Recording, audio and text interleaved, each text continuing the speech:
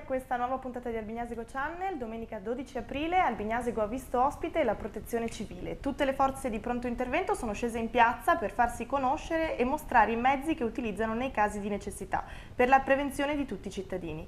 Con la gioia di tutti i bambini che hanno accolto l'iniziativa con entusiasmo e hanno partecipato attivamente alle attività.